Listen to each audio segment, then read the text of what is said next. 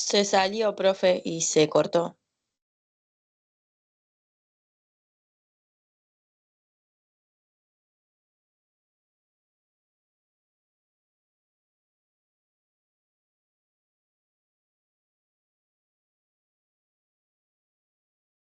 Segundito que se conecte. Sí, se ve que se le cortó la comunicación y por ahí no se escuchaba bien. Lamentablemente tenemos estos problemas. Es muy linda la tecnología, pero cuando no hay una buena conexión nos pasa esto. Así que vamos a esperar a Vale que se conecte. ¿Vos también te conectaste? ¿Cómo? Vos también. Ah, no, estás en la otra. No, ahí busco y abro el link. Sigo yo, si ella no conecta. Está bien. Ahí Karina se va a conectar ¿Ahí? para... Ahí está, ahí volvió, ¿no? Ahí volvió, me parece. Ahí sí, no me deja... ¿Ven ahí la presentación? No, yo no la... No me vos te ponés de nuevo compartir, pusiste compartir. Estoy teniendo problemas con la red. Sí, no te preocupes. Ahí está, lista. Ahí se ve. ¿Ahí se ve? ¿En dónde se quedaron? Porque estaba en la etapa del PAES, para aplicarlo en el caso que vamos a... Sí, ahí. Bueno, les decía que la valoración, lo que nosotros le pedimos en la etapa del PAES para aplicar en el caso de crecimiento y desarrollo, es Fíjate el recopilar sonido.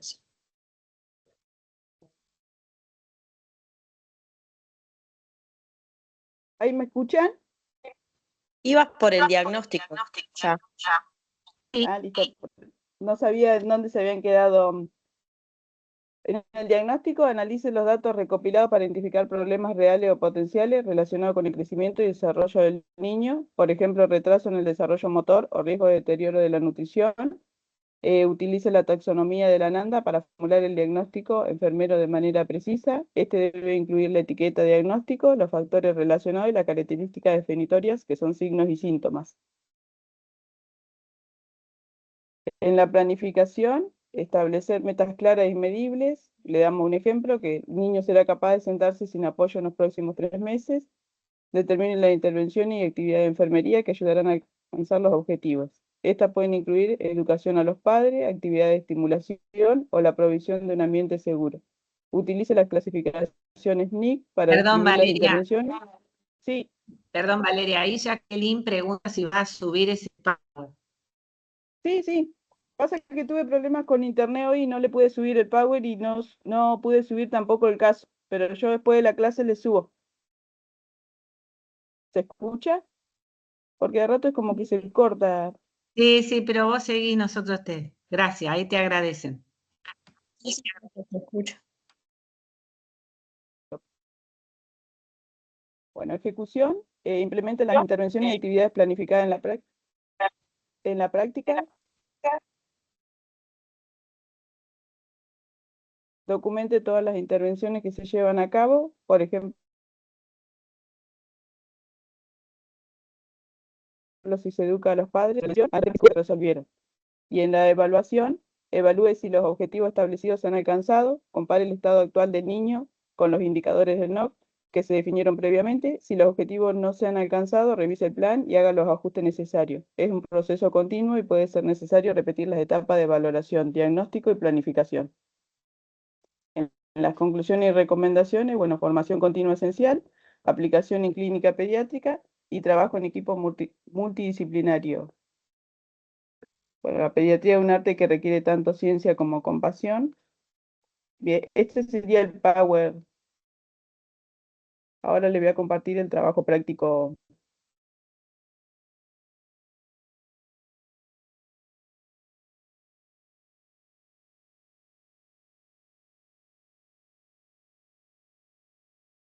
No sé. Profe, perdone que la si ven el moleste. caso ahí.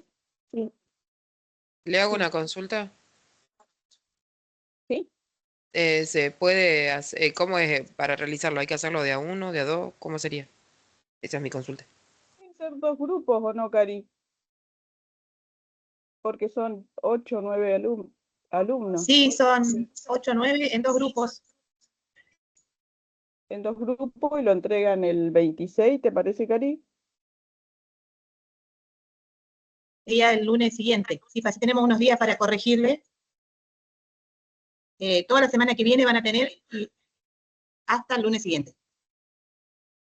Sí, nosotros después en el próximo taller le damos la devolución de los casos del trabajo práctico, como lo hicieron y eso.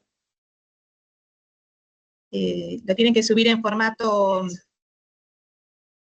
APA, toda la bibliografía. Como siempre, ¿no? Un trabajo de Arial 12, justificado con espacio 1,5. Es como presentan todos los... Y en formato APA. ¿Alguna otra Tenemos un pregunta? delay, por eso estamos... Gracias.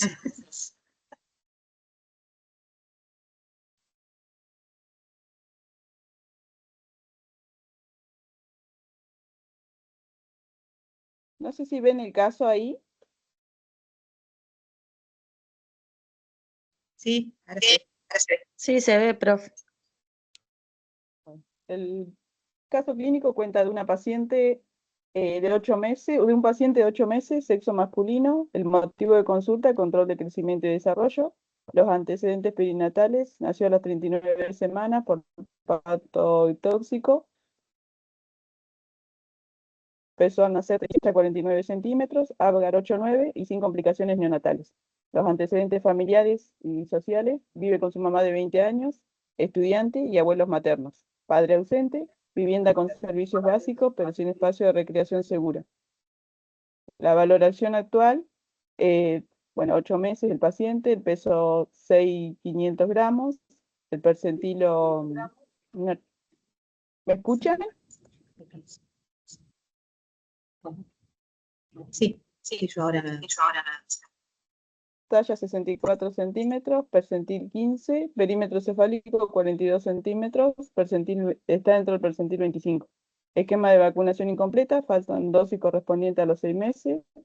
Alimentación, lactancia mixta, infusiones de té y galletitas, eliminación normal, sueño, múltiples despertares nocturnos, desarrollo psicomotor, se mantiene sentado con apoyo, no gatea, balbucea poco, escasa interacción vocal, juega poco, exposición excesiva frente a pantalla, examen físico, normohidratado, piel seca y leve palidez.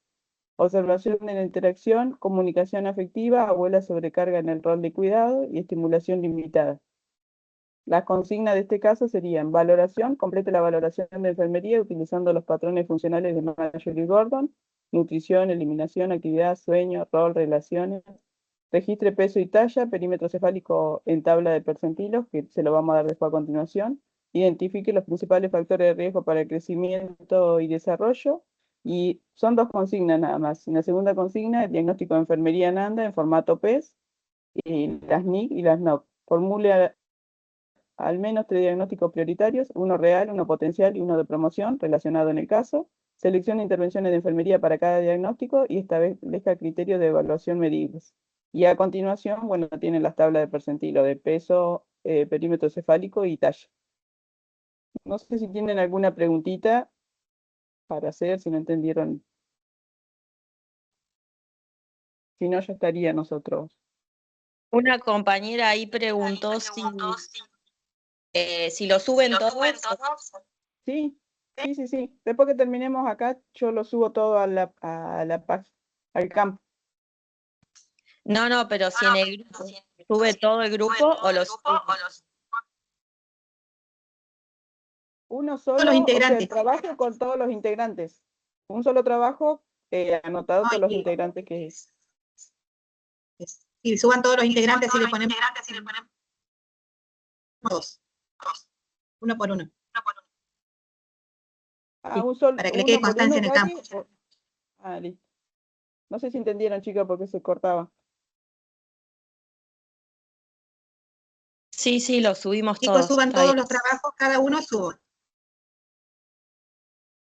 Bien. ¿Alguna otra pregunta?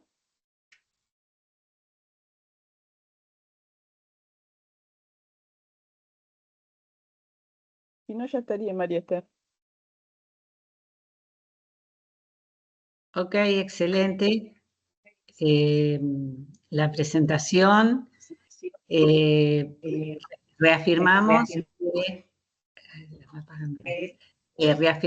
que a raíz de que nosotros después evaluamos en base a la información del Moodle, los tienen que subir todos. Es para que nos quede registrado que todos presentaron. Si bien sabemos que es por ahí la evolución se va a dar a un solo integrante del equipo, porque si no hay que estar copiando y pegando en todo. Pero para que esté registrado, súbanlo todos. Aparte van a tenerlo como documento de aprendizaje, que es muy importante, ¿no? Porque el caso es muy bueno, es muy actual. Y bueno, ahora vamos a reforzar un poco de la teoría, las consignas y todas las aclaraciones que hizo muy bien Valeria en cuanto a lo que es el paciente pediátrico, que es diferente al adulto. Y que incluye mucho de lo subjetivo y de lo que les, por ahí de manera indirecta, porque van a recibir la información de los padres y a su vez tienen que mirar el niño. Entonces es una, digamos, se va adquiriendo una experiencia, una destreza en la evaluación del niño que es diferente a la evaluación del adulto, en donde mucho tiene que ver el entorno y mucho lo subjetivo, porque como bien decía Valeria, los síntomas y signos no son fáciles, por ahí hay que tener un enfoque anticipatorio, ¿no? En la evaluación del niño. Así que si no hay más preguntas, yo voy a compartir la presentación. Van a ver ustedes que está muy simple, por la sencilla razón que el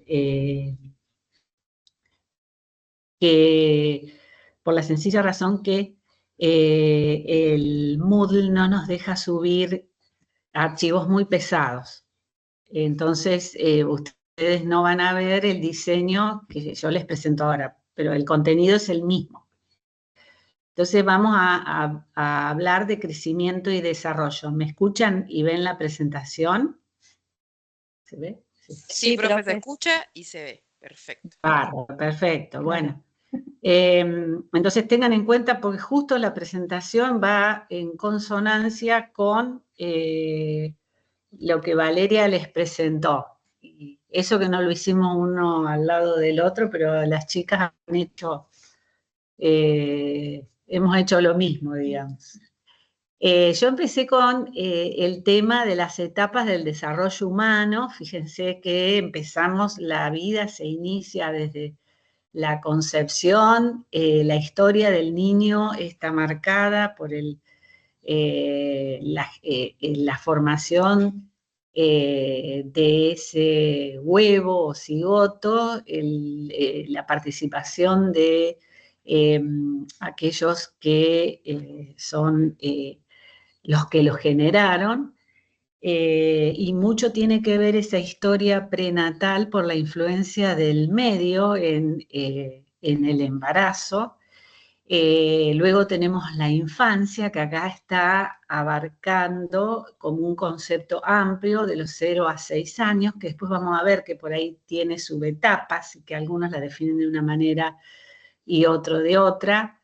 Pero todo está bien. La niñez en sí, ya cuando el niño se abre, aunque hoy en día se abre antes, a la sociedad a través de la inserción escolar y que abarca hasta la pubertad, que acá genéricamente se colocan los 12 años. Y luego tenemos la pubertad y adolescencia, que después vamos a ver la diferencia entre esos dos términos, que también se engloba hasta los 20 años, aunque algunos ponen los 18 como límite, pero todo eso es convencional, entonces está bien uno u otro término, y hoy tenemos la adolescencia tardía que abarca mucho más.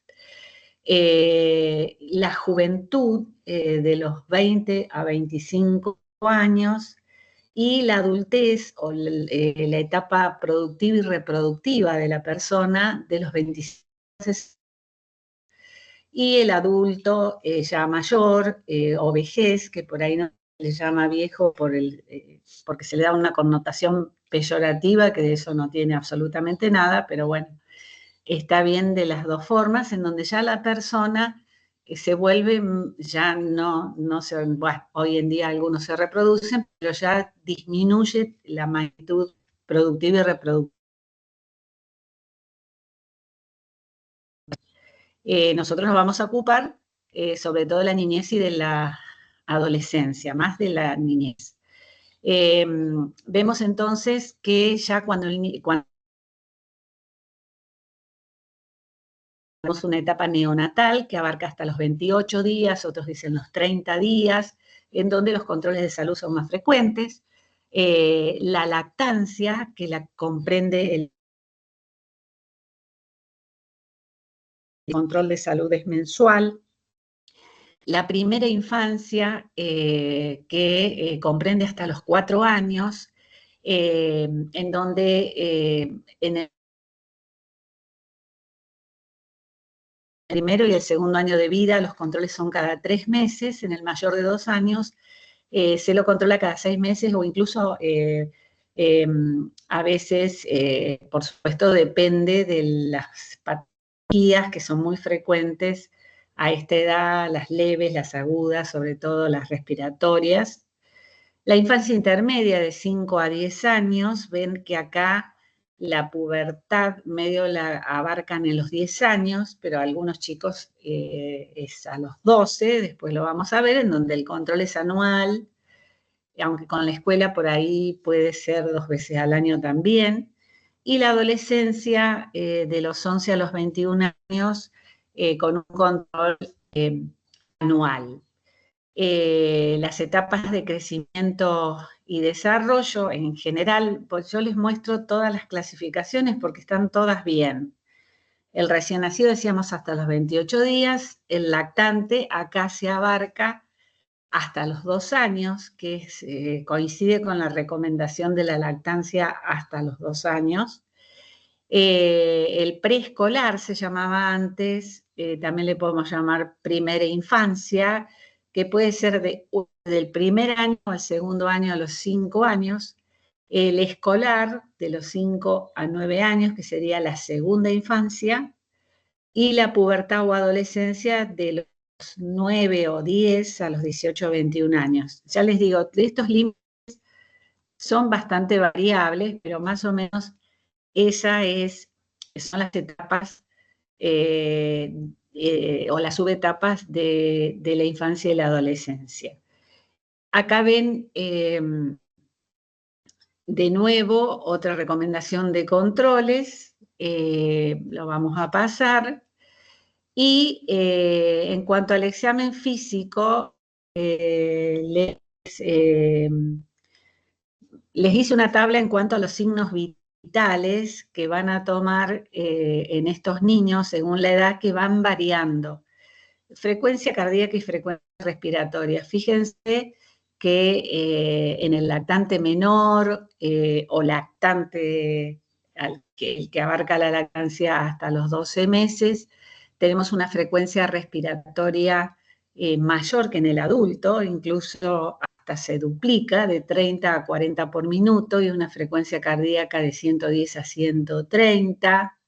Y esto tiene que ver con que tanto el tracto respiratorio como el cardiovascular, por un lado, están en crecimiento en cuanto a tamaño y a estructura y a función, y además porque el niño está en una etapa de crecimiento rápido, una de las etapas de mayor crecimiento durante la vida, entonces tiene mayor metabolismo, mayor necesidad de energía, y todo eso condiciona que el corazón tenga que latir más frecuentemente y también la parte respiratoria oxigenar y eliminar CO2 de manera más frecuente. O sea, si vemos estos signos en un lactante, no nos vamos a asombrar, ¿Por qué es normal? Por ahí una persona acostumbrada a auscultar adultos le va a llamar la atención una frecuencia a 130 latidos por minuto, mientras que los que hacemos pediatría, eso no nos llama la atención, no necesitamos contarlo, digamos, con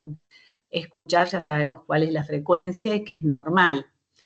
En el segundo año de vida, algunos le llaman lactante mayor, otros lo colocan como parte de la primera infancia, ya disminuye un poquito la frecuencia cardíaca y también la frecuencia respiratoria, porque ya la velocidad de crecimiento es menor y entonces tenemos menos anabolismo, menos síntesis de proteínas, menos necesidad de energía y de nutrientes, entonces ya tenemos menos demanda y por otra parte el corazoncito es más grande, el pulmón también ya tiene mayor capacidad, los músculos y los huesitos ya están más calcificados y el músculo más desarrollado, entonces disminuyen los parámetros.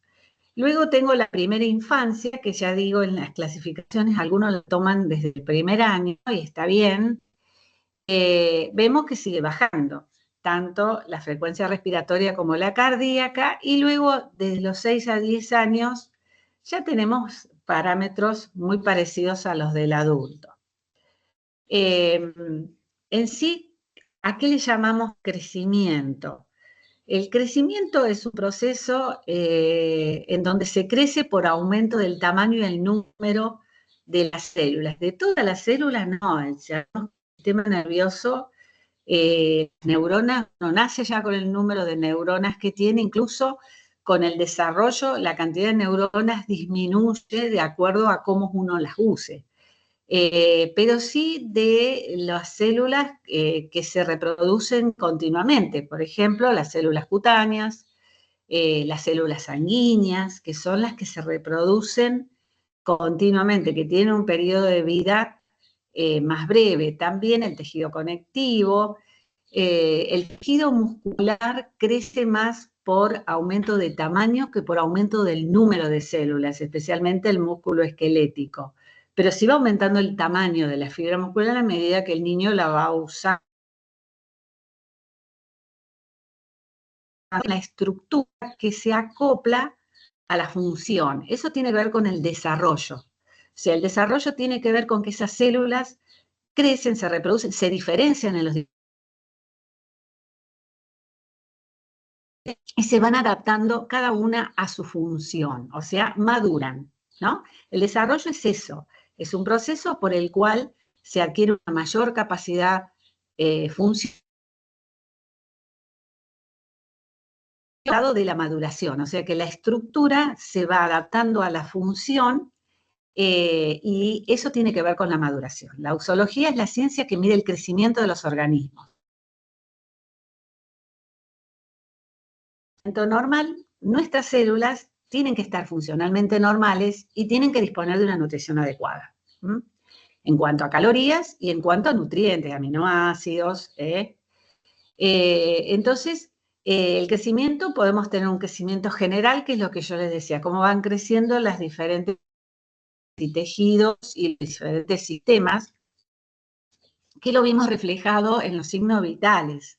O sea, cómo crece el músculo, en esto el músculo cardíaco, el músculo esquelético, en la medida que va funcionando. En el músculo es fundamental que el niño, el músculo esquelético, vaya desarrollando su tono muscular, sus posturas, su movilidad, para que de esa manera vaya aumentando de tamaño y cada vez la movilidad sea mayor. Eso tiene que ver mucho con la autonomía. Crece también el sistema nervioso, más que en el número de células, en el número de sinapsis y de conexiones, por ejemplo. Vemos que el sistema nervioso crece un 50% el primer año de vida y eso se ve reflejado en la maduración y en el desarrollo de toda la movilidad de ese niño. Y un 25% en el segundo año de vida, o sea que al segundo año ya prácticamente tiene un desarrollo de más del 50%. Crece el sistema linfático en la experiencia con las diferentes infecciones o agresiones del medio. Sobre todo crece hasta los 8 o 10 años, que ustedes vieron que son frecuentes la rinitis, las anginas, las amígdalas son grandes, y después comienza a involucionar porque ya se adquirió la experiencia. Entonces, cuando ustedes miren una cavidad bucal fauces de un niño de 6 años, no les va a llamar la atención que tenga las amígdalas grandes, pero sí les va a llamar la atención si una persona de más de 12 o 13 años tiene amígdalas grandes, ¿no? Porque ahí el sistema linfático empieza a involucionar porque ya adquirió su experiencia, ya tiene memoria. Y en cuanto al tejido graso, tiene dos momentos de acumulación desde lo fisiológico. Después la acumulación puede llegar a ser una obesidad, sobrepeso, pero sí vemos que el niño está gordito, ahí en el primer año acumula grasita que queda como depósito para su crecimiento como reserva. Posterior, cuando se empieza a movilizar, que se distrae, que picotee, no come las comidas que quiere que coma la mamá. Y otro momento de acumulación es previo ya al empuje puberal, o sea, alrededor de los 10 o 12 años. Vemos que son muchos los factores que influyen en ese crecimiento y desarrollo, no solo los factores intrínsecos que tienen que ver con la herencia, la genética, toda la presencia de hormonas que estimulan el crecimiento, que son, para esto es importante que lo sepamos, el cuerpo en esta etapa, sobre todo el primer año de vida, donde más crecimiento de peso y de talla vamos a tener, tenemos una etapa anabólica. ¿Qué quiere decir anabólica? Que está preocupado el cuerpo sintetizando proteínas para de esa manera que crezcan los músculos, los huesos, etcétera. Y también está formando energía para emplear en esa síntesis de proteínas. Y estas hormonas anabólicas no es solo la hormona de crecimiento, que si ustedes recuerdan es una hormona secretada por el lóbulo anterior de la hipófisis, sino que también influye la hormona tiroidea, secretada por la glándula tiroides, que ustedes vieron que se pesquisa el hipotiroidismo en el recién nacido, porque el hipotiroidismo es una causa frecuente de retraso de crecimiento y retraso mental. O sea, la hormona tiroides es muy importante para que el sujeto enfrente esta etapa anabólica y sintetice lo que tiene que sintetizar. También dentro de las hormonas interviene la insulina, que es una hormona anabólica, por eso el hijo de madre diabética muchas veces es macrosómico, es grande, porque sintetiza mucha insulina en respuesta al aumento de la glucemia de la mamá. Y también interviene como hormona anabólica los andrógenos, que son anabólicos, o sea que estimulan la síntesis de proteínas.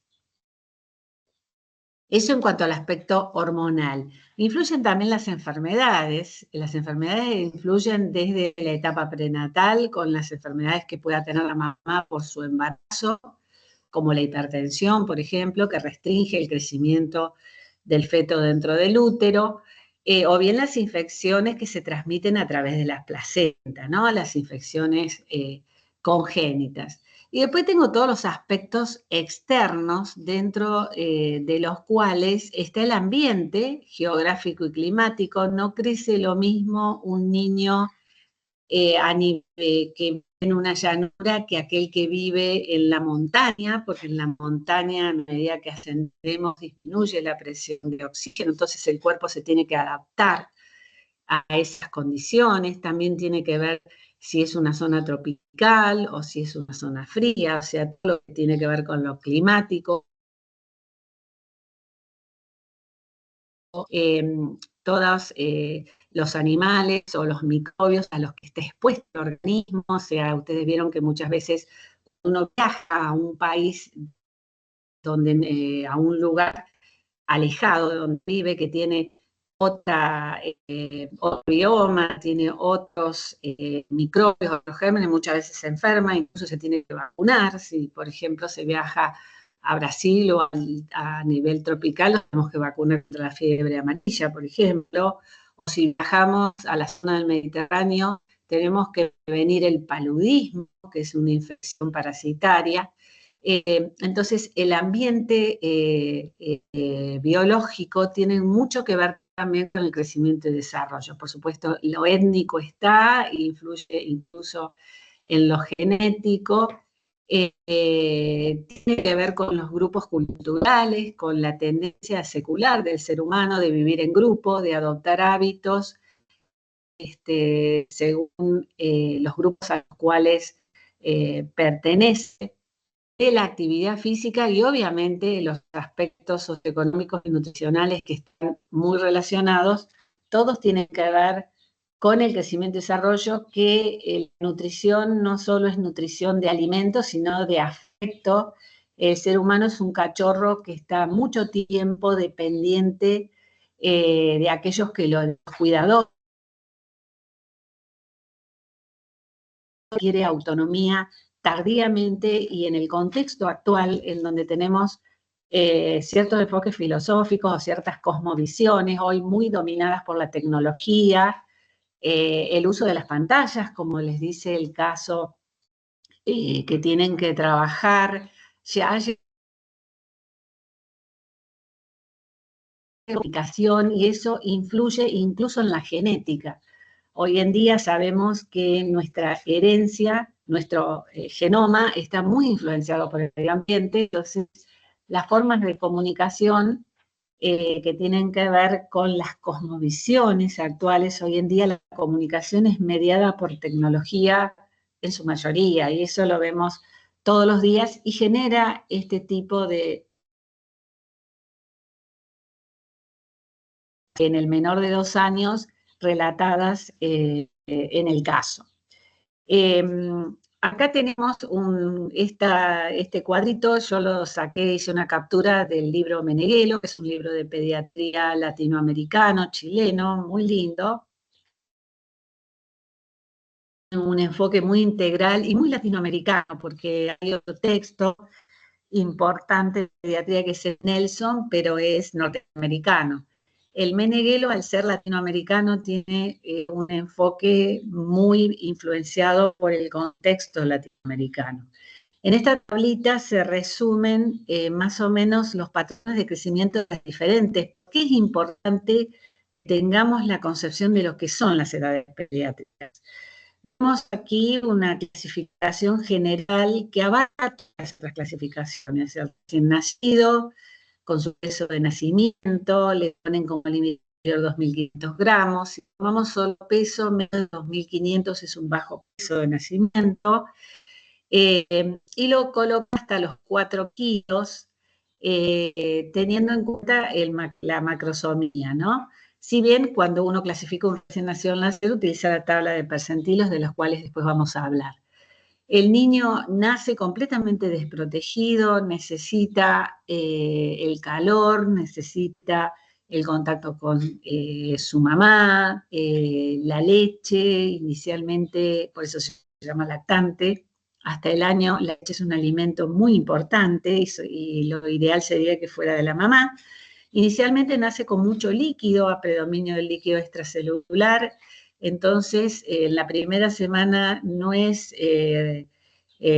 nos debe alarmar que pierda peso, pierde un 5 o un 10% del peso, es que recupere su peso de nacimiento 5 o 10 días de vida. La ganancia de peso posterior es de 20 a 35 gramos por día durante el primer trimestre. Como acá se relata, esta es mayor en los niños alimentados con leche de fórmula que con leche de madre. O sea, cuando es con leche de madre generalmente se regula, cuando está bien hecha la lactancia, se regula la producción de leche a la necesidad del niño. El lactante es la otra etapa en donde existe un aumento de peso de 150 a 210 gramos por semana. Por supuesto, estos son parámetros que no son así rígidos durante los primeros 6 meses de vida, y a partir de allí comienza el descenso de peso, o sea, ya se incrementa 90 a 110 gramos por semana. Les da una regla mnemotécnica, pero ya vamos a ver que lo podemos calcular de otra manera. Al 5.º mes el chico duplica el peso de nacimiento, al año triplica, si pesó 3 kilos, al año va a pesar 9 kilos, y al segundo año lo cuadruplican al peso de nacimiento, o sea que a los 2 años va a pesar alrededor de 12 kilos. Todo esto es aproximado, ¿no? En la infancia, entre los 3 a 5 años, es como que crece menos. 2 kilos al año, y entre los 6 a 12, yo les decía, se produce la segunda acumulación de grasita, aumentan 3 kilos por año. Esto es lo ideal. Obviamente vamos a ver que el crecimiento es bastante individualizado. Y les da una fórmula para calcularlo. En la adolescencia, con la activación hormonal, aumenta la velocidad de crecimiento y por ende el niño aumenta mucho de peso. Uno de los indicadores más importantes de la salud y bienestar del niño es la forma en que crece. Pero ¿cómo lo hacemos? Lo que veíamos recién es algo estimativo, pero vemos que hay variaciones individuales. Entonces, se emplean tablas de referencia o estándares. ¿Qué quiere decir estándares? Lo ideal que el niño logre en cuanto a peso, talla, perímetro cefálico, índice de masa corporal. Por eso se construyen las tablas de percentilos o percentiles. Está bien que digan de las maneras.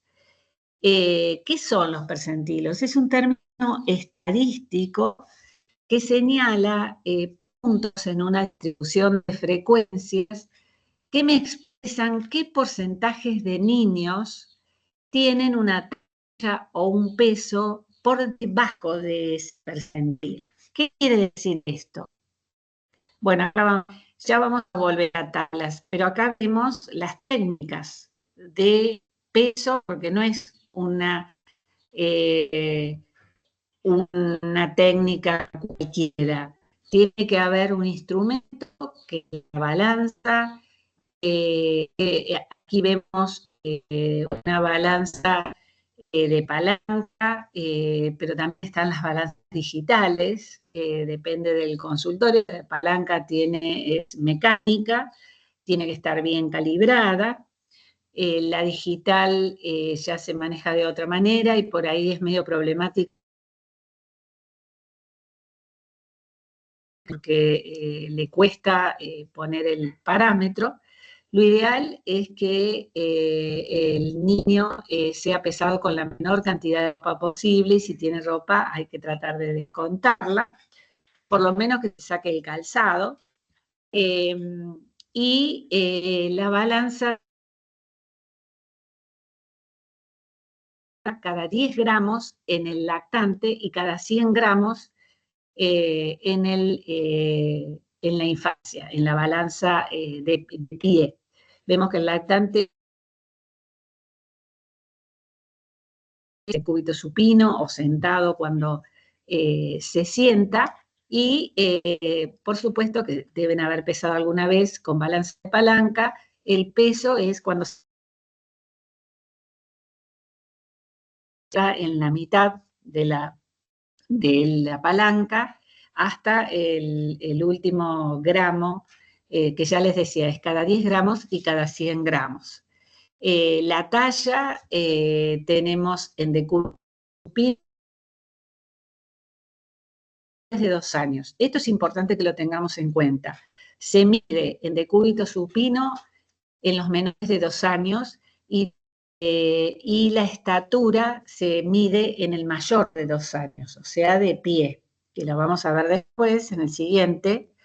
¿Por qué se toma este parámetro? Porque las tablas de percentilos fueron construidas midiendo los chicos de esta manera. O sea, no es por capricho, tiene un sentido. Hay una diferencia si yo lo mido en decúbito supino, que si lo mido de pie, de 0,7 centímetros.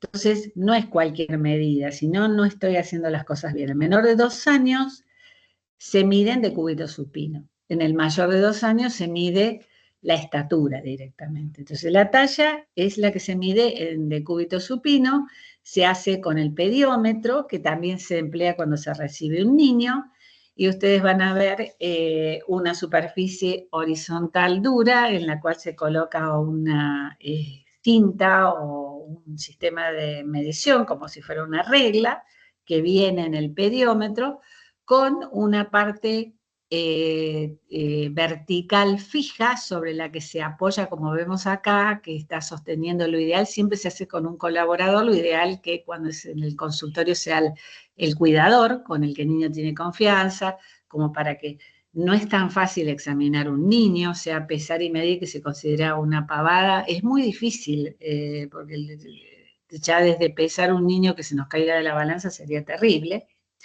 Entonces, no es fácil contener un niño, sobre todo en este momento. Entonces se apoya la cabecita, la sostiene sobre el plano fijo, que tiene unos 6 centímetros más o menos de longitud, perdón, de espesor. Y luego tengo una superficie móvil, que es la que va a emplear el profesional que hace la medición, estirando las 2 piernas. Lo ideal es las 2 piernas del bebé y el pie en ángulo recto. Bueno, lo ideal no siempre se logra, pero hay que tener paciencia, tratar de contener al niño y que los cuidadores colaboren para hacerlo. Y si no, se extiende una sola. Pero lo ideal son las 2 piernitas. En la talla, en la estatura es 10, y vemos aquí el tallímetro. Este tallímetro es independiente, pero a veces las balanzas tienen el tallímetro.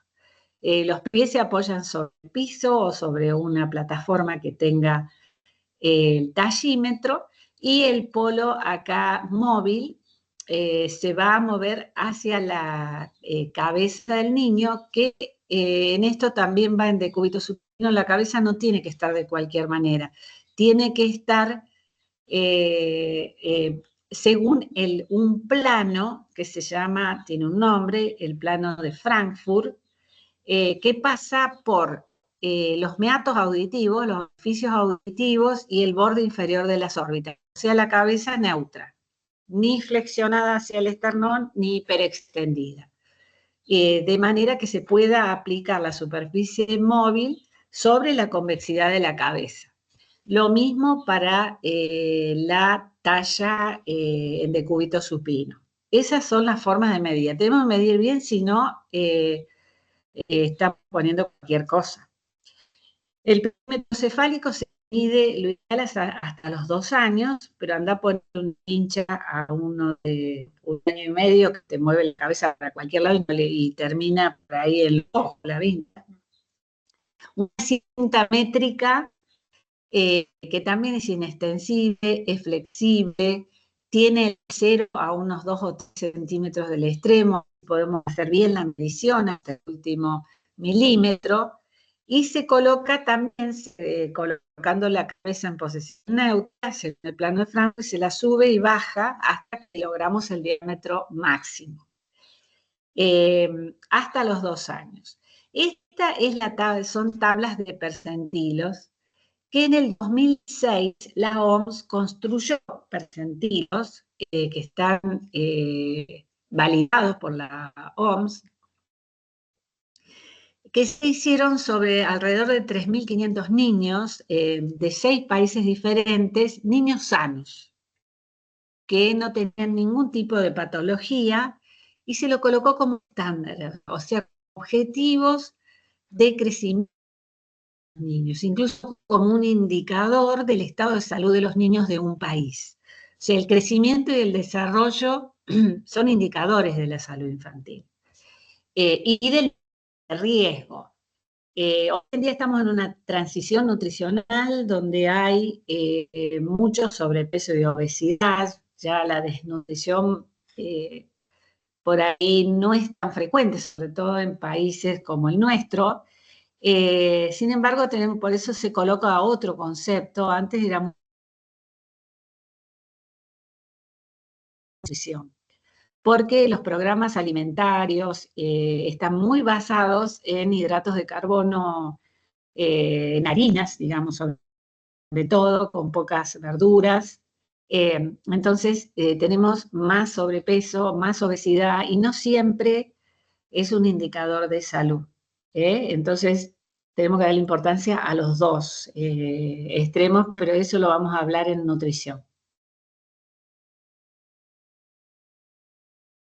Yo les decía que es un punto en una distribución de frecuencias, ¿de qué habla? De frecuencias de mediciones, de peso y de talla, perímetro cefálico, etc. Que en rangos de crecimiento vemos que es un sistema de coordenadas en donde yo en la abscisa, en el eje de las X, voy a colocar la edad del niño y en la Y coloco la magnitud que estoy midiendo. Entonces,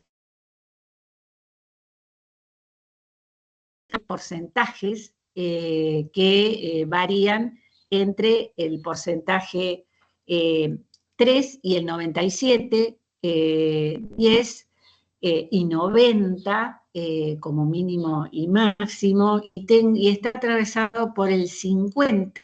El 50 me representa la mediana o sea, ideal, la mayoría de los niños se van a agrupar en torno a ese 50. Y los vamos a agrupar entre 25 y 75, la mayoría de los niños. ¿Cómo lo sea esto? Porque si yo tomo, por ejemplo, el 50, esto me está midiendo que el 50% de los niños que están por debajo del 50 pesan o miden menos de lo que de lo que mide ese niño. Si tomo el 25, quiere decir que el 25% de los niños sanos, ¿no?, están por debajo de ese percentilo, pesan o miden menos que lo que estoy midiendo. O sea, eso es el percentilo. Esa línea se construye de esa manera. Si yo tomo 75, el 75% de los niños normales pesan o miden menos que el niño que yo estoy midiendo. ¿Cómo sé a qué percentilo pertenece el niño? Porque tomo la edad por un lado y tomo lo que mido. Y de esa manera, ahí pongo el punto. Todos esos puntitos después los uno y me está diciendo la historia de crecimiento de ese niño. Por supuesto que estas tablas se construyen no solamente por edad, sino también por sexo. Acá tenemos lo de recién, era de las niñas, y tenemos el peso, tenemos peso. Fíjense que este peso es hasta los 5 años y acá mide peso en relación a la talla. También tenemos este percentilo que es muy importante, sobre todo en el niño mayor de 2 años, para ver si el peso corresponde a la talla de ese niño. Me mide la relación de ambos. Después tengo la estatura de las niñas de los 2 a los 5 años y el índice de masa, que también se mide en percentilos. Esto es de niños. ¿Y esto qué quiere decir?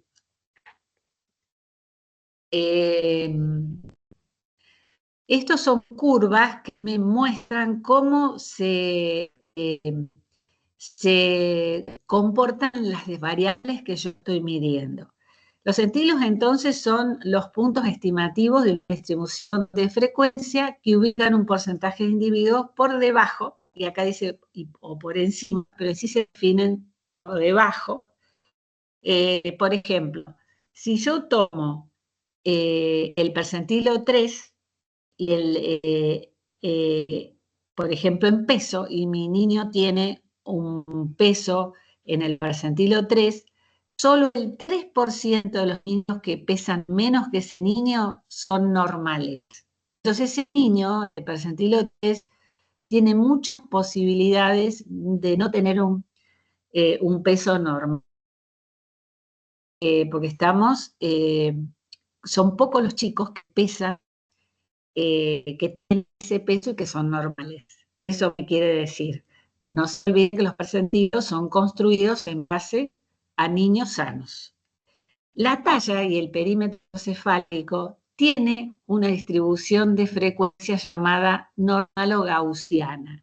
¿Qué quiere decir eso? Que es simétrica la curva. Si yo lo tomo, el punto más alto está dado por la mediana o el promedio. O sea que la mayoría de las tallas y perímetros cefálicos se distribuyen armónicamente de un lado y del otro de la mediana. O sea, esto quiere decir curva de distribución gaussiana. Son ya parámetros en donde el comportamiento es mucho más estable. No tengo una gran dispersión de las medidas alrededor del promedio o de la mediana. En cambio, si yo tomo el peso, vemos que la distribución no es simétrica. ¿Qué quiere decir? Que el peso es muy variable. Puede estar influenciado, por ejemplo, yo mido, el chico de golpe venía creciendo en el percentilo 25 y se me localiza en el percentilo 10. Y capaz que tuvo una diarrea ese mes y por eso el peso es menor. Y me bajó de la curva. O sea, el peso además está influenciado, sobre todo si el chico es chiquito, por las condiciones en que yo lo pesé. Por ahí no desayunó ese día, o lo pesé con la vejiga vacía. El peso no es tan fiable para evaluar el crecimiento de un niño en un momento determinado porque varía mucho en relación a los factores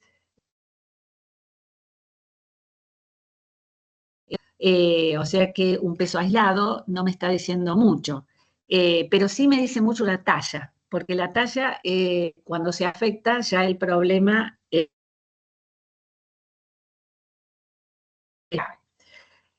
o sea que la curva de distribución del peso corporal son llamadas no gaussianas porque los percentilos 5, 95, 75, 25 no son equidistantes de la mediana. El crecimiento del peso corporal es más sensible que la variación vinculada a enfermedades menores. Si un niño tiene disminuido el crecimiento de su estatura, debe estar afectado por algún problema grave. ¿Puedo calcular la talla final del niño en base a la talla de los padres? Puedo, en base al blanco genético, que es el promedio de ambos padres. Fíjense que las niñas se suman los dos parámetros, se dividen por 2 y a las niñas se les resta 12.5 y a los varones se les suma. ¿De dónde sale ese 12.5? De la diferencia de talla que se toma en niños y varones que están en el percentilo 50. Los varones, a los varones se les suma porque el hombre generalmente tiene mayor talla que la mujer por las influencias, obviamente, por los patrones de crecimiento. Entonces, se le resta en 12.5 a la mujer y se le suma en varones. Y el rango genético es entre cuánto y cuánto. O sea, yo tengo la talla y es más o menos 8.5. el crecimiento normal de la estatura, vemos que si nosotros lo percentilemos al niño, cómo sube en el transcurso de los años hasta que, y vemos que esta parte es más empinada, luego menos, y luego tiene un grane que es, a los 12 años tiene en ascenso, que se debe al empuje puberal. El primero, sobre todo el primer año, es el año donde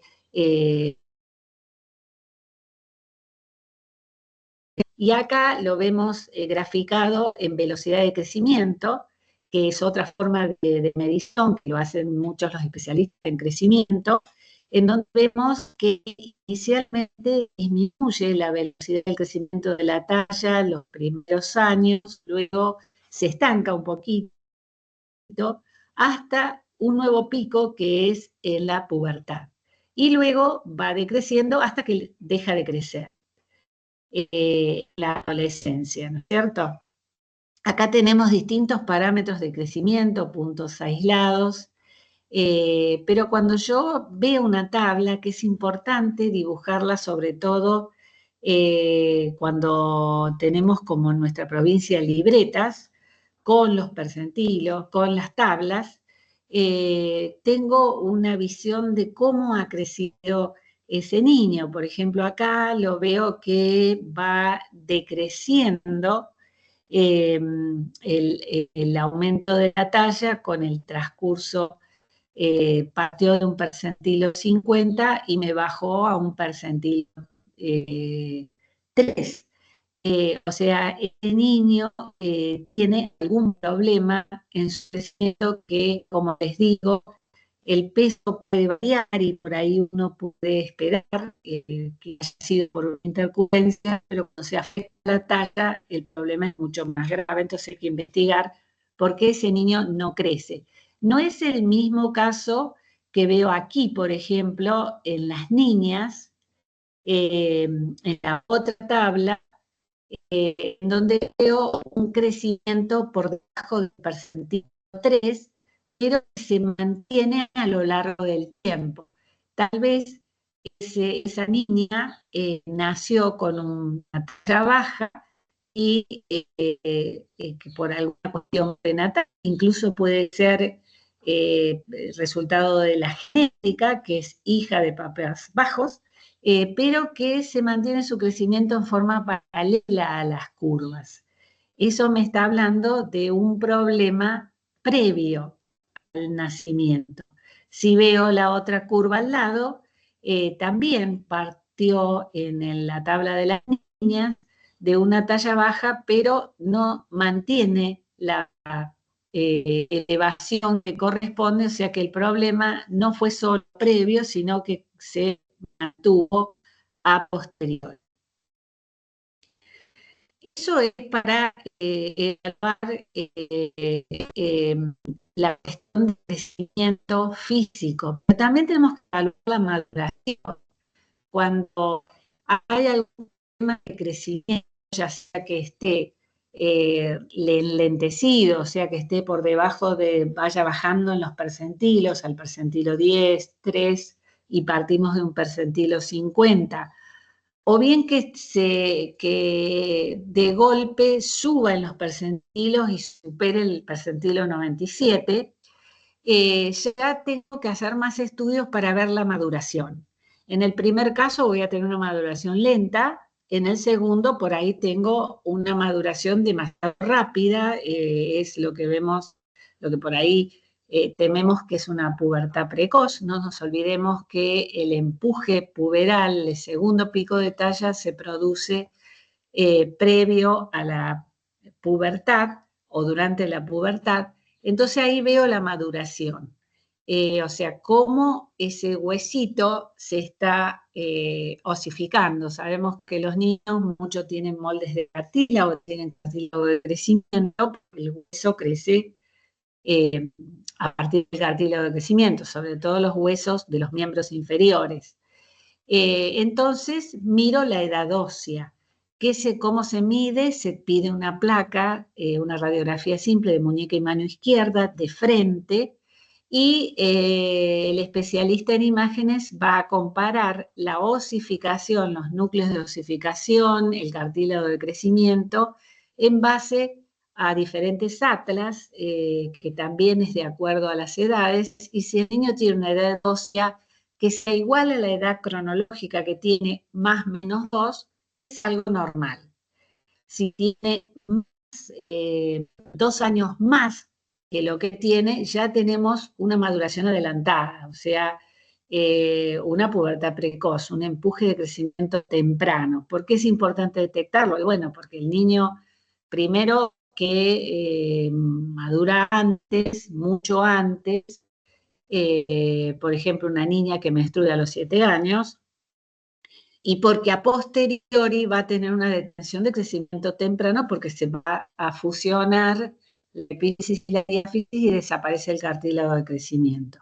O puede tener una edad ósea atrasada porque el chico tiene 8 años y tiene una edad ósea de 5, entonces hay un enlentecimiento del crecimiento y hay que investigar por qué. Otro patrón de maduración es puberal, o sea, los caracteres secundarios. Las niñas comienzan su desarrollo con hipotomamá.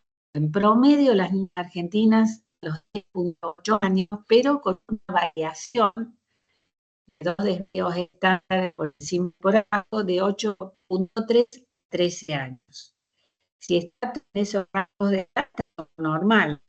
La menarca es la primera menstruación de la niña, en promedio a los 12,5 años más o menos 2. O sea, si la tuvo a los 10 años, la tiene a los 14 años, está dentro de los límites normales. Todo esto se hace en base a los estándares, o sea, a lo que le pasa a todos los niños, ¿no? O sea que los sentidos no solo se usan en peso y talla. Acá también se hace un parámetro similar. Los niños comienzan, los varones, su desarrollo sexual con el aumento del tamaño testicular a una edad promedio de 11.8 años, con variaciones de 8.9 a 14.7. Y acá vemos los estadios de Tanner. Tanner se llama el que describió estos estadios, después tómense el tiempo de mirarlos. Esto se mira. Lo ideal sería que pudiéramos examinar a los niños, lo que pasa es que esto tiene una cuestión ética, sobre todo en los varones es complicado. El examen, siempre eso lo recomiendo, se tiene que hacer junto a los cuidadores, papá, abuelo, tía, lo que sea, pero nunca solo, con un niño, siempre nadie. Entonces, vamos viendo los estadios de Tanner y de acuerdo a eso se clasifica en 1, 2, 3, 4, en niñas y en niños.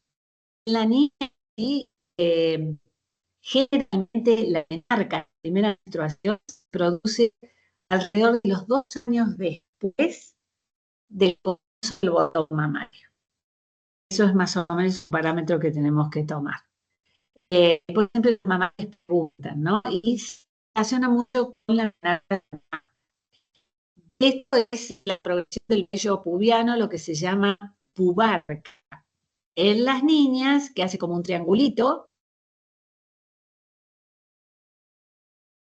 y en los varones que se extiende hacia el ombligo.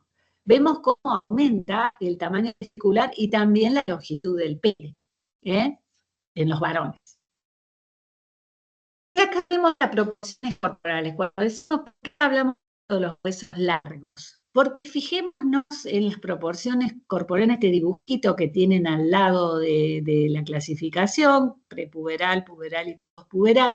Fíjense que el feto y el recién nacido son cabezones, tienen patitas cortas y bracitos cortos, que después el crecimiento se va produciendo a la espera, sobre todo de los miembros inferiores.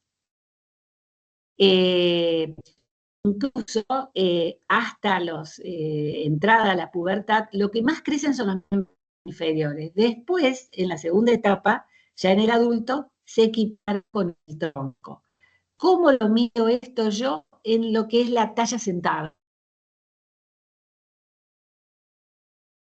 Ese término, pero hay una medición que es la que yo siento al niño y lo mido el vértex a la superficie que se sienta sobre una silla, esa es la talla sentada, bien sentadito, con la espalda erguida, y lo divido por la talla total. Entonces vamos a ver que en la etapa prepuberal, el niño a crecer más en los miembros inferiores. Cuando nace tiene una relación del 4% más o menos. O sea que la talla sentada en relación a la talla total le abarca el 64%. Posteriormente, ya en el niño de 4 años, 4%. ¿Por qué? Porque aumentó la longitud de sus miembros inferiores. Y en el niño más grande baja al 52%. Es lo que decimos siempre, se va estilizando, se va estirando. Y la mamá les dice, cuando cumple el año el bebé, dice, ay, dice, se ha estilizado, ya es menos gordito. Claro, no es tan cabezón y tiene tanto tronco, tiene más piernitas. Porque es la variación que se va produciendo en las proporciones corporales. ¿Hasta dónde crecen los huesos largos? Hasta que se fusiona el cartílago de crecimiento, desaparece. Se une la epífisis con la diáfisis de los huesos largos. Eso se produce luego del empuje puberal. La mujer, por ejemplo, a partir de la menarca puede crecer un poco más, pero no tanto como antes. A lo sumo crecerá entre 6 a 8 centímetros después de la primera menstruación, porque ya se fusiona el cartílago de crecimiento. Si menstruara a los 6 años, va a tener una talla final menor. Esto es para que veamos la postura del niño, que esto va un poco con el desarrollo. Genu es de rodilla. Vago me quiere decir hacia adentro.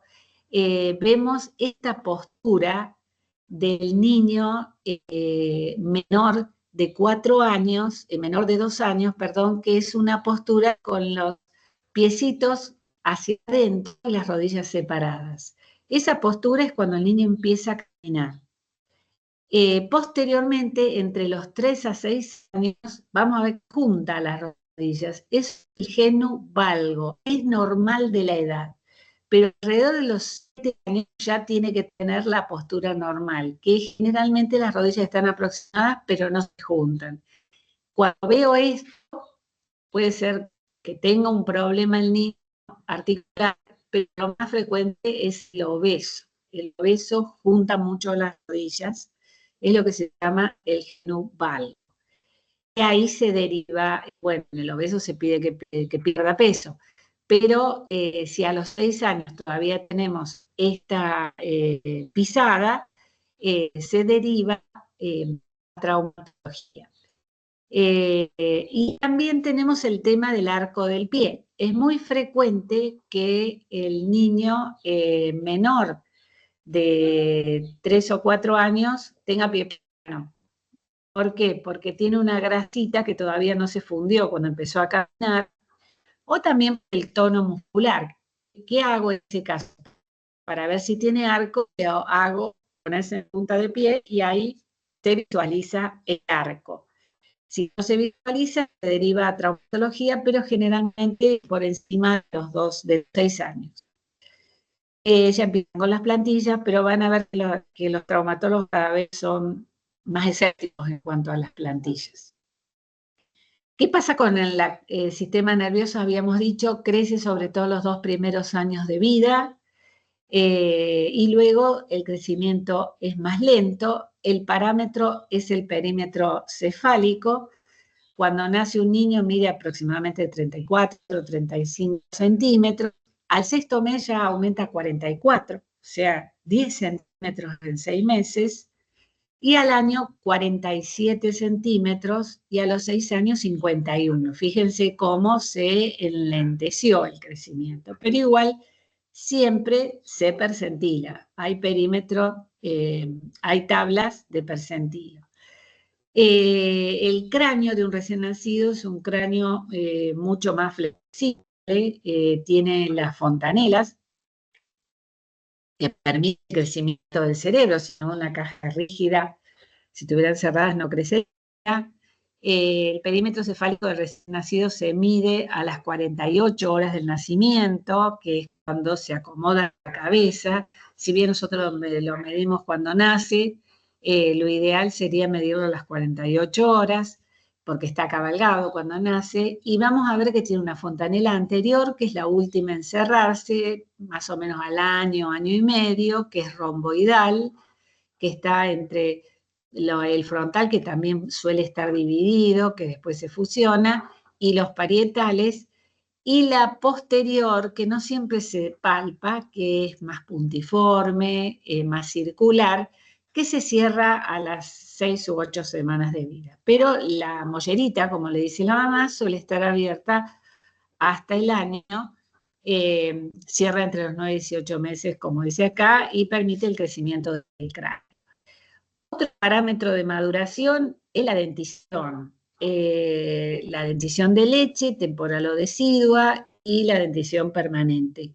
Los niños llegan a tener 20 dientes, el adulto tiene 32, si le salieron las muelas de juicio, si no tiene 28, no siempre sale la muela de juicio. Y los primeros dientes que erupcionan son los incisivos. Perdón, los incisivos, que son 4, arriba y abajo. Por eso el niño a babearse ya a los 2 o 3 meses, se empieza a babear porque el germen dental hace mucha presión y le molesta, entonces muerde todo, se babea de noche. Por esa molestia, el crecimiento duele siempre. Después en el de 4 años le va a doler los huesos porque se está estirando, pero es doloroso. ¿Qué se hace en estos casos? No recomiendo nada que se ponga en la boca, solo morbillo frío, para que el frío le desinflame, lo que genera la presión de los gérmenes dentarios. Como vamos a ver, la dentición es variable, generalmente vemos acá, les hice una tablita, como para que sepan cuándo retraso, porque la mamá ya se pone nerviosa, porque siempre compara como el otro chico, todo es variable. Más o menos esta es la edad. Fíjense que los caninos son los últimos que aparecen, los 18 y 20 meses aparecen antes de los primeros molares. Y los segundos molares entre los 26 y 32 meses, 20 dientes. Después tenemos una etapa de leche y empiezan a salir los otros, y eso es un lío porque tenemos una dentición mixta, pero más o menos esta es la secuencia. ¿Qué diferencia hay entre ambos? Los adultos tenemos premolares, los niños no. Por eso tenemos más dientes. Y después, a su vez, se tienen 3 pares de molares, pero los de juicio, que son los últimos que aparecen, a veces no aparece. Eso lo diré el odontólogo, ustedes no se preocupen, pero siempre hay que recomendar que desde que hay dientes, el niño ya una visita al odontólogo tiene que tener para que se vaya acostumbrando al ambiente. ¿No? Entonces ya el hábito se genera ahí. Y otro hábito que tiene que generarse es el lavado de los dientes. Se tienen que lavar. Cuando salen los dientes se tienen que lavar. Algunos dicen el dedo, el cepillo de dedo, o común, por ahí se recomienda el cepillito común chiquitito, los de marcas más caras lo tienen. Incluso algunos odontólogos infantiles ya comienzan a recomendar la pastita antes de cuando salen. Si bien lo clásico es a partir de los 2 años para que no la traguen. Las pastas de niños, ¿cuál es la diferencia con los de los adultos? No solo el sabor, para ser más amigable, sino también tienen menos flúor. No confundan el flúor, que van a ver que a los 5 o 6 años por ahí se hacen sellados con flúor, el odontólogo, no es lo que hacemos nosotros, pero para que no les extrañe, con la fluorosis dental, muy frecuente en nuestro medio. ¿Por qué? Por el agua dura que toman las mamás previa al parto, que lleva a una hiperfluorosis, porque tiene mucho flúor el agua dura de pozo, que no es lo mismo que el agua dulce del río. Tiene mucho flúor y el flúor produce una hipoplasia del esmalte dental. Por eso son esos dientes marroncitos, sobre todo en la gente que toma agua de pozo, pero eso es preparto, o sea, la fluorosis no es posterior, es anterior. Y no tiene nada que ver con el flúor que se pone en el cepillo de dientes. Bueno, pero el lavado de dientes, desde que sale el diente, aunque reniegue el niño, le tienen que insistir a los papás que lo hagan, porque eso es un hábito y se logra insistiendo. Y aparte el niño imita a los padres.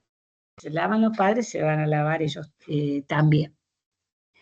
Bueno, puede haber un retraso en la erupción dentaria, se habla así cuando no salió ningún diente a los 13 meses, o sea, se espera. Puede ser familiar idiopática o algún problema de hipotiroidismo o hipoparatiroidismo. Que se le salga un diente, en esos casos hay que lavarlo con saliva, solución fisiológica, o colocarlo en leche y llevarlo al odontólogo. Muchas veces se vuelve a insertar. Este tema de los dientes es sumamente frecuente cuando el niño empieza a caminar, ni que hablar. Bueno, pasamos al desarrollo que tiene que ver con la conducta sensoriomotriz, lo emocional, que cada vez es mayor, el tema del lenguaje, que es todo un tema, la inteligencia y el aprendizaje. Después mírense esta etapa, todo este dibujito que les puse acá, mírenlo después. ¿Qué es esto que les puse acá? No es que los quiera llenar de números, sin embargo, se los coloqué porque es un estudio que han hecho pediatras argentinos hace mucho, en el año 2000. Hicieron este test de desarrollo en sus pacientes, tomaron, no sé si 5 o 6 mil chicos, más o menos en consultorios públicos, privados, y construyeron estas tablas con los percentilos 90 de logros de los diferentes hitos de desarrollo. Después, si quieren, léanlo, porque tienen la edad en años, en días y en meses, pero estos serían más o menos los hitos de desarrollo en las diferentes etapas. Miren la sonrisa social, que aparece entre el mes y, o sea, 25, 30 días y los 2 meses, que ya no es la sonrisa cuando se está durmiendo, sino la sonrisa cuando interactúa con el cuidador del niño como un hito de desarrollo, sobre todo en lo social, en la conexión con el otro. Sostiene la cabeza entre los 2 y 3 meses, que es cuando el niño ya uno lo levanta de las manitos y acompaña con la cabeza. El moro completo simétrico desaparece en sí a los 3 meses, como máximo. Junta las manos como máximo a los 5 meses. Habitualmente los chicos las suelen juntar antes, sobre todo el chico que está bien estimulado. Sentado sin sostén, espero hasta los 8 meses. Juega a las escondidas a los 8 meses. Se resiste a que le quiten los juguetes, 8 meses. La prensión pinza cubital, o sea que toma el objeto arrastrando el borde cubital de la mano, hasta los 7 meses. El silabeo, mamá, papá, o sea, ya se anexa a la vocal una consonante alrededor de los 9 meses, o sea, el máximo en que se espera que se adquiera. A los 10 meses ya entiende el no. Se para solo al año, habitualmente se suelen parar a los 9, 10 meses. Ya la prensión con oposición entre el pulgar y el índice al año, o sea, toma algo chiquitito entre los dos dedos, camina solo, se espera hasta los 15 meses, come solo a los 16, 8 meses y todos los ítems que ustedes quieran ver. Pasamos por etapas. El neonato nace con unos reflejos que se llaman arcaicos, que son los reflejos de la especie que van desapareciendo. El desarrollo es que estos vayan desapareciendo para que el niño adquiera la movilidad voluntaria, digamos. Y vemos el moro, es ese reflejo de apertura de abrazo y llanto, que es el temblequeo que hace el niño cuando nace, que es el reflejo de lucha y de huida, de susto, de estrés. Uno de los reflejos que desaparece como máximo a los 3 meses. Y eso lo van a ver cuando pesen un chico, que para evitar el llanto y el moro, que quiere decir que se asusta, inicia el cúbito ventral, o sea, boca abajo, porque si lo pongo boca arriba me va a hacer el moro y se va a labrar a llorar. La prensión palmar y plantar, o sea, si yo le coloco un dedo en la palma de la mano a los niños, va a flexionar los dedos, lo mismo que si le coloco en las plantas, va a suceder lo mismo. El reflejo de succión, que es el reflejo de alimentación fundamental, el niño busca succionar y la succión es un índice de bienestar de ese recién nacido cuando se prende al pecho ni bien nace. El reflejo de incurvación del tronco también cuando se lo moviliza, o el tónico cervical del cuello, que es el reflejo de espadachín que vemos dentro de estas fotitos que tiene esta tablita, que lleva a que el niño flexione el brazo que tiene detrás de la cabeza y extienda el miembro superior al que se enfrenta.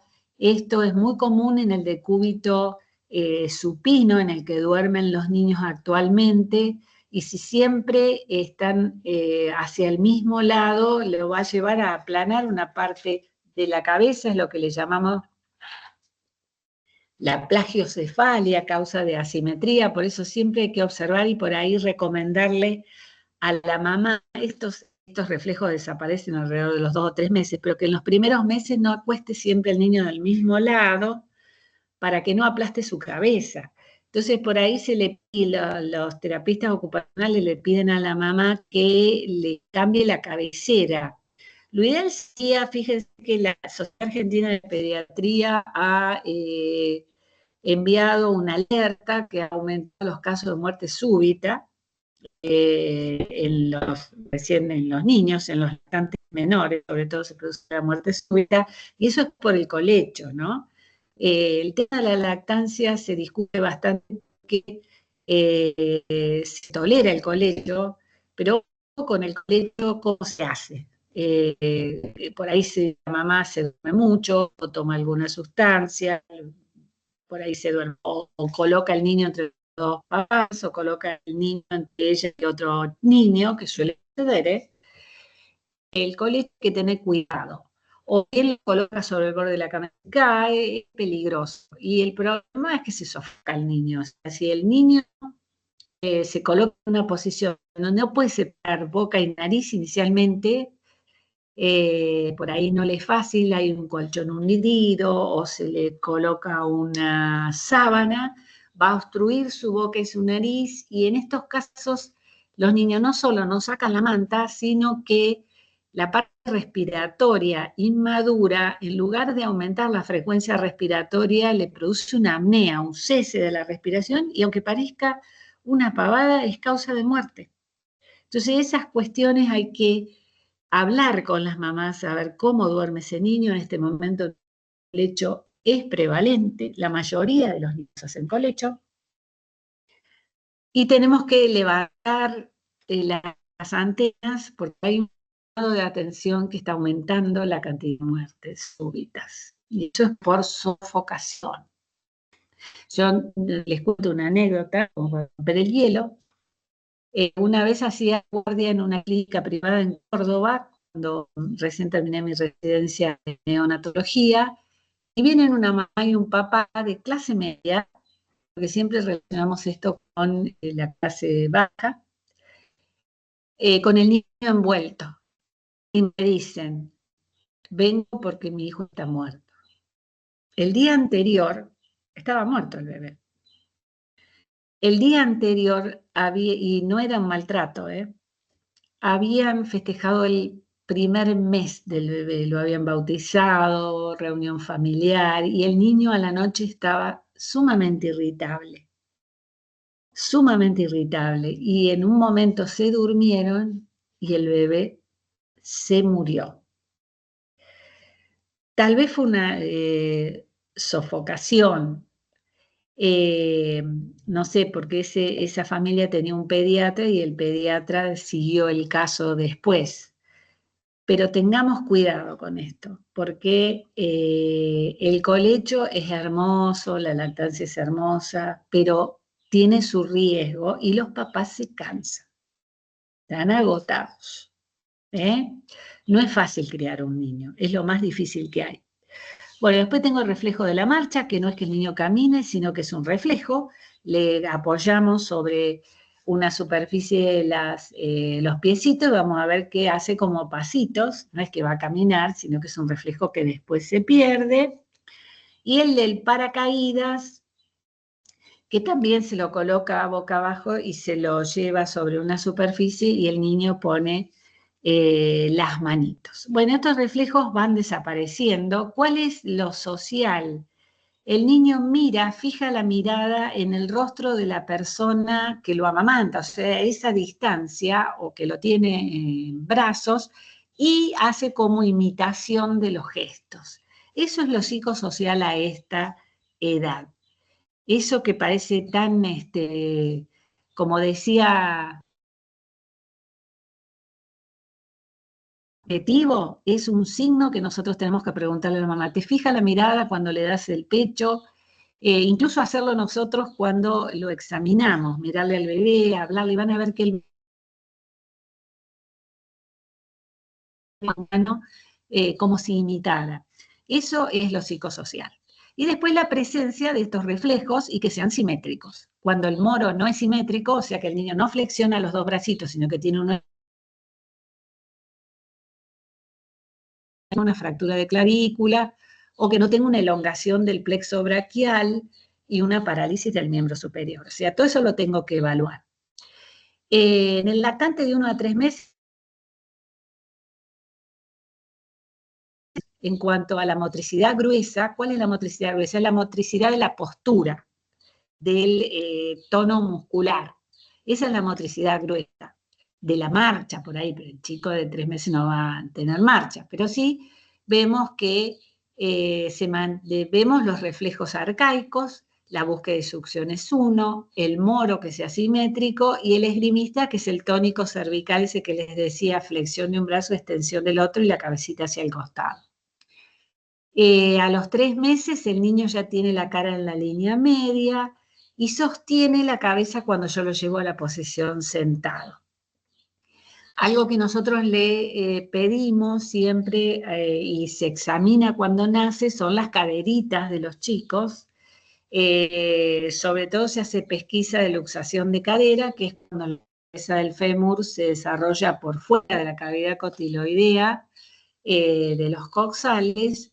Se le pide una ecografía de cadera para poder hacer estas maniobras más tranquilos. Sobre todo es frecuente la luxación en las niñas y se tiene que detectar porque tratada con una férula anda bien a esta edad, pero es un control que tiene que tener en los primeros meses de vida. La motricidad fina se evalúa con lo que es la función de las manos, sobre todo, o después de la boca también, pero a esta edad más que un balbuceo no vamos a tener, el clásico ajó. Pero sí evaluamos la prensión palmar, que cada vez, o sea, la prensión que se queda sujeto de nuestros dedos, que se prende a nuestros dedos, va a ir desapareciendo la prensión y ya el niño abre las manos, especialmente cuando está despierto. Un signo de preocupación es el niño que mantiene el pulgar flexionado sobre la palma de la mano y lo oculta, el atrapamiento de pulgar que le llamamos, que es un signo de hipertonía que tenemos que visualizar. Lo psicosocial, la sonrisa social, decíamos como máximo a los 2 meses, si no aparece a los 2 meses la sonrisa social, algo pasa. Aparte, el niño se calma cuando se lee. El lenguaje es preverbal, localiza y responde al sonido y comienza a vocalizar. Lo que les decía yo, el clásico ajo. Lactante de 4 a 6 meses, ya en motricidad gruesa, ya no tengo los reflejos arcaicos, no, el moro ya desapareció, el esgrimista ya a los 4 meses no los tengo. La cara está en la línea media, busca incorporarse, tiene el balconeo a los 4 meses, el trípode, o sea, yo lo siento y apoya sus manitos, todo encorvadito sobre la camilla, ya empieza a girarse, da vuelta y obviamente es sostén cefálico. El motor fino relacionado con la mano, mira su mano, se la lleva a la boca, se chupa el pie, trata de agarrar el sonajero, pega manotazos a los juguetes, no agarra, todavía es torpe, pero ya empieza a tener esos gestos, o sea que vemos cómo desapareció la prensión y aparece el movimiento voluntario de la mano. El motor fino acá, la mano es fundamental. Lo psicosocial se ríe, ya se ríe, incluso a veces a carcajadas, empieza a desconocer y le gusta mirarse al espejo. En el lenguaje, que también tiene que ver con la motricidad fina, ya vemos el balbuceo y que comienza con el ma, bueno, todas las sílabas, bisílabos. Luego, a los 7, 8 o 9 meses, ya motricidad gruesa, ya se sienta con apoyo, ya se le da de comer, porque se sienta con apoyo, se mantiene erguido, es uno de los signos que se toma para empezar a alimentarse. Toma objetos y los tira y los busca, le gusta tirar. La mamá se reenoja porque no le den algo, pues se lo va a tirar al piso. Entonces, cuidado con lo que le doy. Nunca objetos chicos, por favor, porque todo lo que el chico tome se lo va a llevar a la boca, porque es la manera que tiene a esta edad de conocer el mundo, ¿no? Lo va a chupar y qué sé yo, entonces no le voy a dar una pelotita chiquita, porque se la va a mandar a la boca, ¿no? Ojo con las asfixias a esta edad, los atragantamientos. Pero lo que va a hacer es tirar los objetos, le gusta escucharlos, lo provoca el cuidador para que se lo agarre, cuando se lo da lo vuelve a tirar, y eso es muy común y es signo de salud.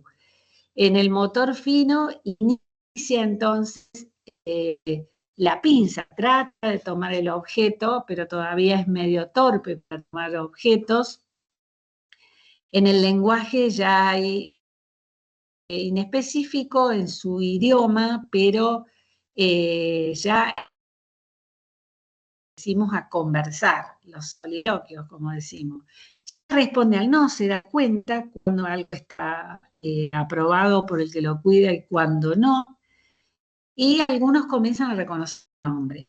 O sea, se lo llama por su nombre y ven que responde. Llora con distintos matices y emplea su llanto, ¿no? A veces como para lograr cierto objetivo. Y en lo social disfruta del juego a la escondida, ¿no? Uno se tapa y aparece y él se mata de risa. Él o ella, ¿no es cierto? Juego de los espejos y la angustia del 8º mes, que es dramática, pues ya empieza a llorar, también está con la etapa de la erupción de los dientes, no duerme, se asusta, y empiezan todos los temas de cómo se maneje esto, es cómo va a ser la crianza, ¿no? Ya a los 10 meses se suelen parar solos, todo depende del estilo. Es muy habitual que se le regale el mejor andador del mundo, que hace de todo, y nosotros no estamos muy de acuerdo con los andadores, que en general retrasan la caminada y por ahí estimulan el caminar en punta de pie, aparte de los riesgos que se empiezan a recorrer todo, la mamá aprovecha a hacer las cosas en la casa y por ahí se meten en problemas. Entonces lo mejor es tenerlo en el piso y que se pare solo. Tenerlo en el piso, ponerle juguetes con el tamaño adecuado, que no se desarmen, que no tengan pilas, por favor. Y alejarle los objetos para que el chico se traslade. Va a gatear, no siempre gatean, por ahí se arrastran, gatean con un solo pie, hacen cualquier cosa, pero lo que buscan primero es pararse. Se toman de un objeto y se paran, entonces no lo coloquemos al lado de algo que se le puede venir encima. Motor fino ya logra la pinza superior, o sea, toma objetos con el índice pulgar, trasvasa líquido de un lugar al otro, se enchastra obviamente, y el lenguaje comienza el lenguaje receptivo, comienza a comprender el nombre de las cosas, comprende hasta en palabras, comprende preguntas y órdenes sencillas, y hacia los 2 meses usa 25 palabras. Cada vez el lenguaje se atrasa más, les digo yo desde el consultorio, cada vez se retrasa más y esto tiene que ver un poco con la situación actual, con uso de pantallas, pero no solo en el niño, el problema es el uso de pantallas de los cuidadores. A esta altura el juguete del niño es el objeto que usa el adulto. Entonces, si el adulto juega con el celular, el niño quiere usar el celular también, lo mismo el televisor. Entonces, el lenguaje tiene que ver mucho con el hablarle al niño, el propio adulto, o el que lo cuida. En cuanto a lo social, imita acciones, busca objetos que se le indiquen, o sea, uno les dice que busquen un objeto y lo buscan, aplaude, dice adiós, ayuda a vestirse, come con la mano, toma con la taza. Y llegamos a la primera infancia, o lactante mayor, lo mismo, los 15 meses se toma más o menos como parámetro, ya no es un bebé, a muchos cuidadores les cuesta entender que ya se comienza, una vez que el niño se mueve, empieza la autonomía, ya tiene su propia idea, su propio deseo y el tipo quiere hacer lo que quiere.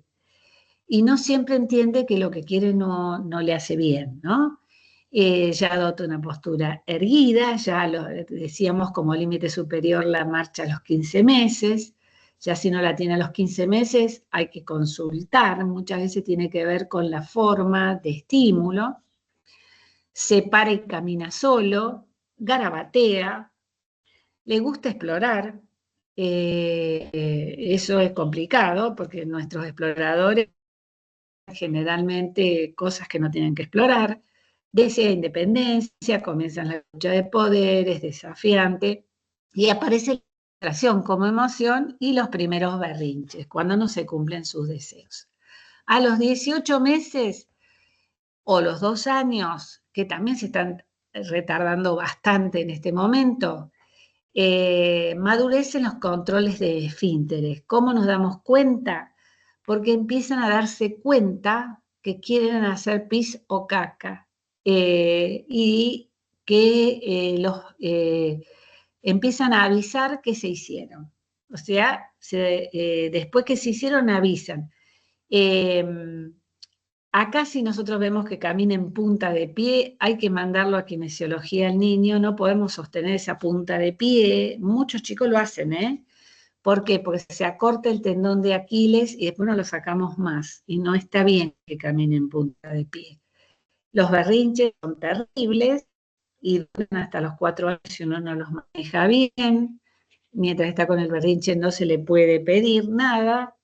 Y el lenguaje, una combinación de al menos 2 palabras, lenguaje telegráfico, no usa ni pronombres ni proposiciones, y comprende hasta 200 palabras, conjuga la palabra con el gesto, y ese lenguaje lo suelen entender los adultos. Por lo menos le tengo que preguntar al vecino si le entiende lo que dice, si lo entiende en un 80%, está todo bien. Porque los papás entienden todo, es el problema, que al entender todo no le exigen que se exprese como corresponde, entonces se retarda la adquisición del lenguaje. A los 2 años se descubre como persona independiente, se afianza el yo, pasa de la intimidad familiar a un mundo social desconocido, muchos ya entran a guardería o jardín y cada vez más, ya las niñeras cuestan mucho y cuesta conseguirlas, explora sus alrededores con curiosidad y movilidad, hay que tener cuidado con la seguridad, recomendar a los papás que saquen todo lo tóxico de las alacenas de abajo, que generalmente uno coloca lavandina, qué sé yo, que lo pongan arriba, y cercar las piletas, por favor, las piletas de natación. En el lenguaje desafían el no, buscan mayor autonomía, buscan que uno les ponga límites.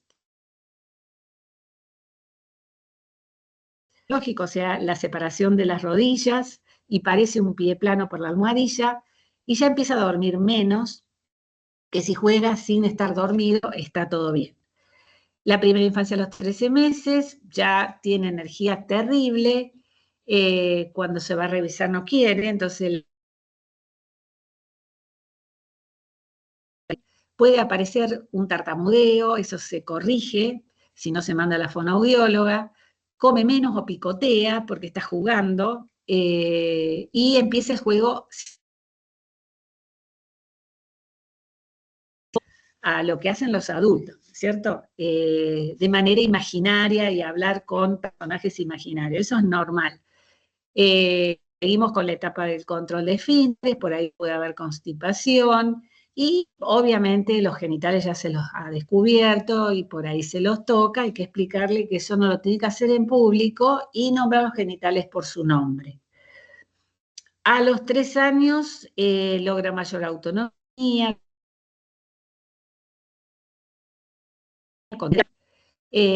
lo motor grueso corre con más seguridad, cambia de velocidad, sube escaleras, alterna los pies, motor fino garabatea, hace una cruz, copia un círculo, y comienza a construir frases simples.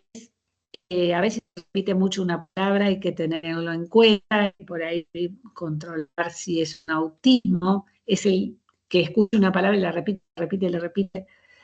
Dificultades en el sueño, generalmente es el uso excesivo de pantallas, ausencia de rutina, ruidos molestos, miedo, siempre el chico busca una mantita o algo, un objeto de transición cuando se va a dormir, y hay que tratar de que vaya dejando el chupete, que ese objeto no sea el chupete o la madera. Va al jardín y aumentan las infecciones, 14 a 15 episodios anuales. Acá está el uso del chupete, hay que promover el uso del chupete para que no tome por chupete la teta. Ese analgésico disminuye la angustia y hoy se tolera incluso los odontólogos hasta los 3 años. Disminuye la incidencia de muerte súbita. Miremos esto, porque si no la mamá le da el pezón como chupete y después está muerta del sueño y hace colecho. Una vez que está afianzada la lactancia, hay que usarlo. Ya a los 4 o 5 años puede haber una reacción de esfínteres, sobre todo el pis. Se hacen pis de noche y es porque pasa algo. Comienzan a aprender el tiempo de espera, esto tiene que ver con la escuela. Pueden mantener el equilibrio en un solo pie, se perfeccionan la motricidad física, ya empiezan las habilidades escolares, empieza a preguntar por qué, cómo, siempre es bueno que haya un cuidador que le explique, Por ahí tenemos arranques, son desafiantes. Sigamos con el tema de usar los nombres correspondientes cuando se hable de los genitales. Y después esto lo pueden leer como signos de alarma para pesquisar trastornos de desarrollo del niño y trastornos del lenguaje. Bueno, en honor al tiempo, dejamos de compartir y no sé si tienen alguna pregunta. Si no, finalizamos aquí. No sé si hay alguna pregunta.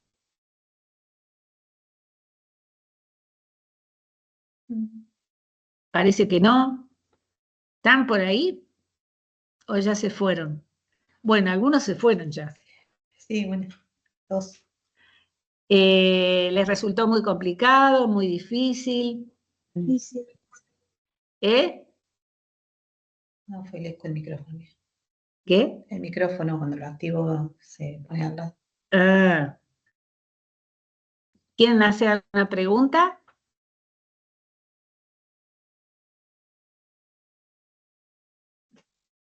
Parece que no. No, parece. Finalizamos acá entonces, nos vamos.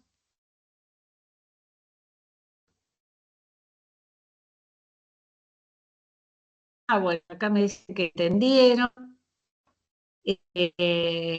Bueno, si no hay ninguna pregunta y más o menos sirve la clase, voy a tratar de compartírselas. Aparte tienen en la ficha de cátedra el desarrollo de todo esto, incluso tienen mayor desarrollo que les puede servir para hacer el PAE.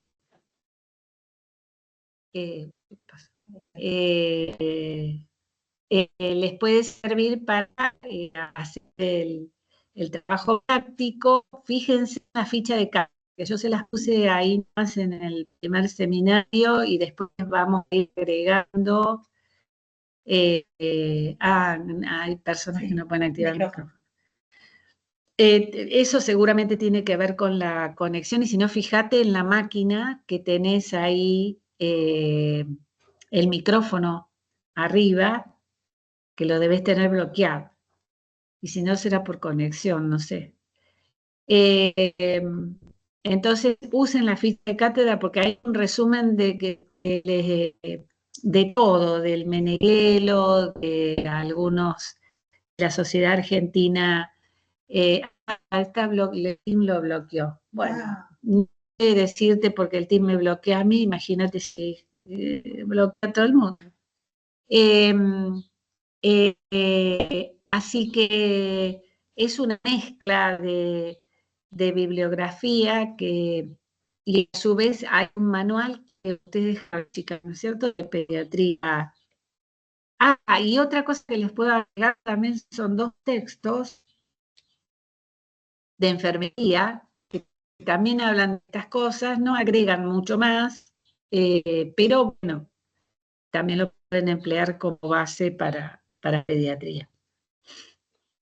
Bueno, ya nos saludó Karina acá. Sí. Bueno, cualquier cosa estamos en contacto y por el campo nos escriben. Bueno, nos vemos entonces. Disfruten el día, que Chao. tengan una linda jornada. Adiós. Chao.